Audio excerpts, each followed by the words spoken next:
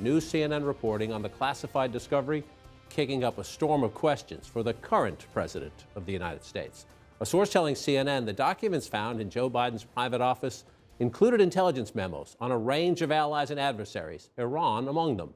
More details in just a moment. But just minutes ago, no response from President Biden. He is in Mexico to shouted questions about this classified material discovery. It's a repeat of last night. The president hearing, then ignoring shouted questions, asked to talk about that disclosure. Look at the picture. Where is he? Next to the Attorney General of the United States, Merrick Garland, who will eventually have to decide if this inquiry into his boss deserves a special counsel. Here is what we know this hour.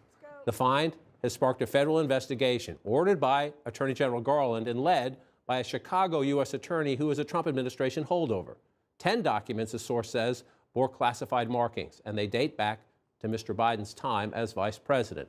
And Biden lawyers say they followed procedure to the letter, immediately alerting the National Archives when those documents were found back on November 2nd. But there is also plenty still in need of explanation here. No explanation as of right now for why Mr. Biden had those documents or exactly what they contained. No explanation also about why the Biden White House kept word of the documents and the investigation quiet for 2+ months now.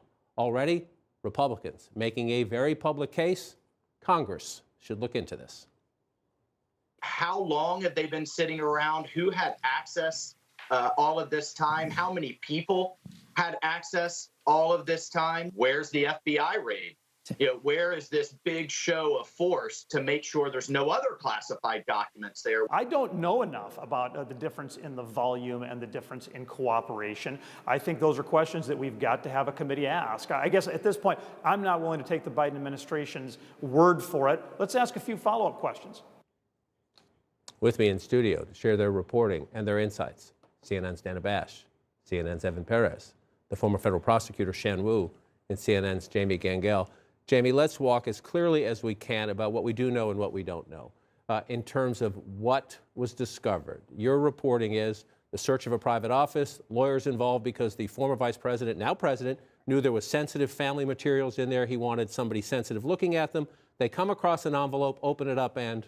So, by and large, I think we have to underscore 98, 99% of what is found in this office is absolutely personal Biden material, including things like the arrangements for his son Beau's funeral, condolence letters. But what happens is, as they're going through the boxes, the lawyer who is doing it because these were confidential family materials, opens a box and there is a plain manila envelope that says it's stamped VP personal. So maybe that's how this all happened. When it got packed up, someone thought it was personal. The lawyer opens the envelope, and there is something that says classified right there. He closes the envelope. Houston, we have a problem. He makes the appropriate calls. He says to the National Archives, come and get it.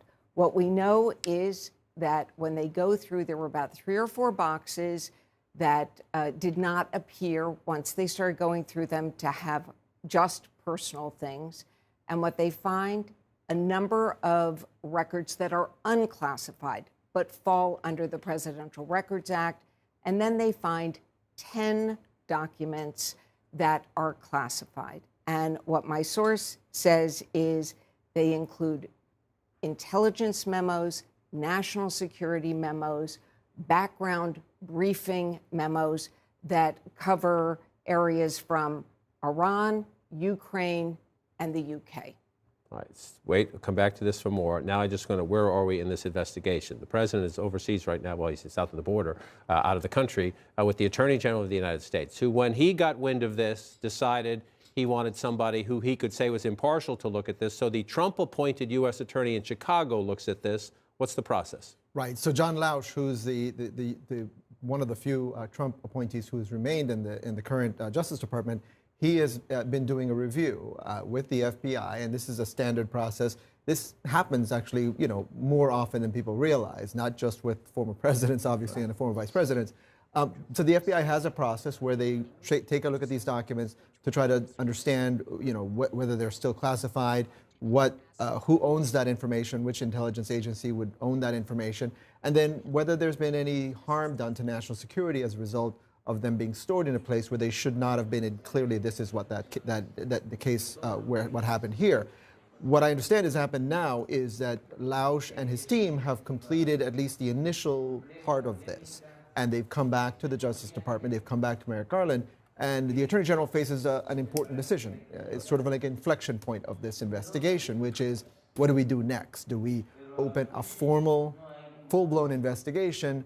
And having seen Merrick Garland operate, Chris Wray operate, I think, we've seen them try to make sure that they make sure everything is done by the book, cross every T, dot every I. So I think that's where I would suspect we go next. And so let's try to bring in facts and intersect them with the inevitable politics. This is getting more attention than maybe it might otherwise because of Donald Trump, the former president of the United States, and all the documents found at Mar-a-Lago. From what we know so far, and let's keep an open mind that we will learn more, but from what we know so far, there are some significant and very, very important factual differences. That doesn't mean politically. We'll get to the politics in a minute. You see the Republicans bring in the Congress, let's investigate, see, everybody does it, here we go. But in Biden's case, fewer than 12 documents, some top secret, U.S. attorney investigating. And again, based on what we know right now, his attorneys found this, immediately raised their hand and said, we have a problem, please, what's the process?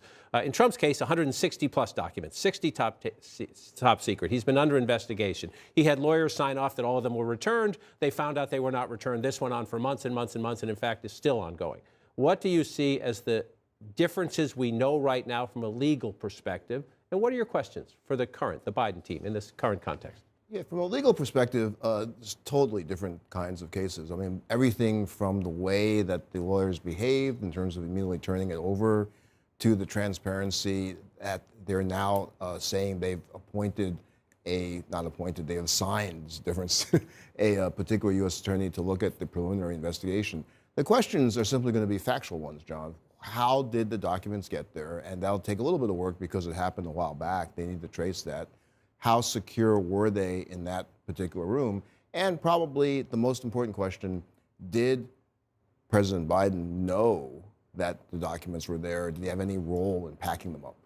And so we may get some answers later today. The president is supposed to take questions. He has refused to take shouted questions during his events in Mexico, his staff saying he wants to focus on the very, very important business that he's discussing there. He is supposed to have more of a news conference-like event later today where we should get answers. One of the things he's going to have to answer for, and again, the facts as we know them so far are very different. President Biden, former President Trump, they're very different. But this is Joe Biden talking about Donald Trump. He's going to have to answer for this.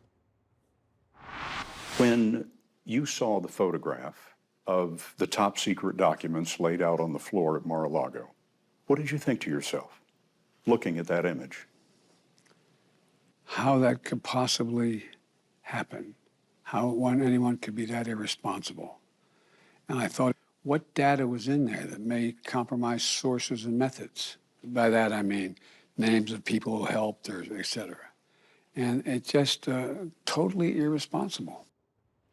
Again, the facts are different, but the totally irresponsible part. Joe Biden, 40 years in the Senate, 8 years as vice president. His calling card is, I know how to do the sensitive stuff.